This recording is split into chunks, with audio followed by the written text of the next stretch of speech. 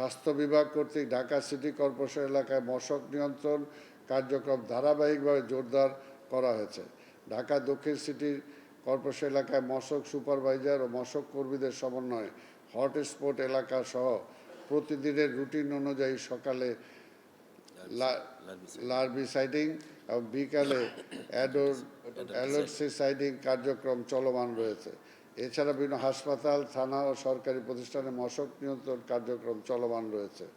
বিগত 28শে ফেব্রুয়ারি 2026 খ্রিস্টাব্দ তারিখে আসন্ন ডেঙ্গু মৌসুমে এডিস মশাবাহিত রোগ প্রতিরোধকল্পে করণীয় ও সমন্বিত মশক নিয়ন্ত্রণ ব্যবস্থা কার্যক্রম অগ্রগতি সম্পর্কে বিষয়ে আলোচনা সভা অনুষ্ঠিত হয়েছে। এই সভায় গৃহীত সিদ্ধান্ত মোতাবেক মাঠ পর্যায়ে কার্যক্রম চলমান রয়েছে।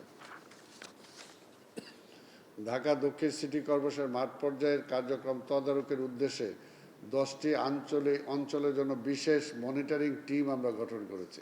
মাননীয় মন্ত্রী ও স্বাস্থ্য পরিবার কল্যাণ মন্ত্রণালয় এর উপস্থিতিতে 24শে ফেব্রুয়ারি খ্রিস্টাব্দ তারিখে ঢাকা দক্ষিণ সিটি মশক নিয়ন্ত্রণ কার্যক্রম, কীটনাশক এবং ট্যাম্পুস নমুনা সংগ্রহ করা হয়।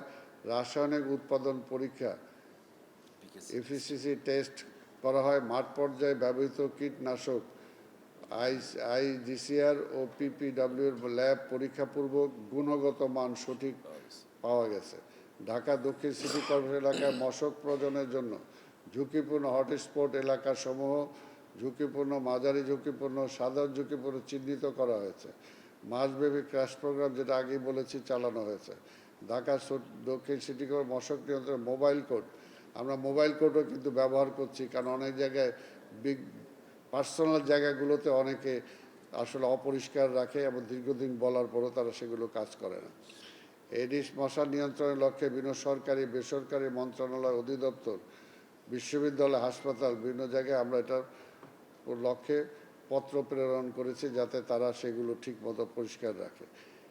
আমরা 1 মার্চ 2026 সালে মাননীয় প্রতিমন্ত্রী সড়ক পরিবহন ও সেতু মন্ত্রণালয় পরিচ্ছন্ন নিয়ন্ত্রণে বিশেষ ক্র্যাশ প্রোগ্রাম পরিচালনা করা হয়েছে।